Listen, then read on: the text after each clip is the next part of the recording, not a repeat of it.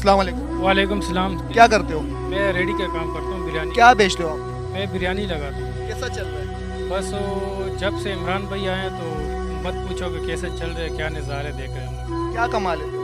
मैं तकरीबन 500 रुपये कमाता हूँ। गुजारा हो जाता है? नहीं, 500 रुपये कमाता हूँ और कल मैंने आटे की बोरी लेके गया हूँ 700 रुपये की।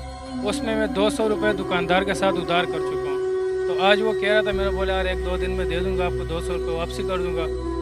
तो जब से खान भाई की हुकूमत आई है तो उस पर हमने जो है ना हमारा उसने जीना आराम कर दिया, क्योंकि एक 500 में मैं वाहिद एक कफ़ील हूँ जो मैं घर को सपोर्ट कर रहा हूँ। वालिद साहब मेरे शहीद हो चुके हैं और ऐसे मेरे 4 अफराद है घर में खाने वाले। तो 500 रुपये में जो है ना मैं आटा लेके गया, उसमें भी 200 रुपये मैंने उधार किए और तुम घर के अखराजात और किराया जो और बिजली का गैस जो है तो छोड़ दो। इसके अलावा मैसेज क्या दोगे?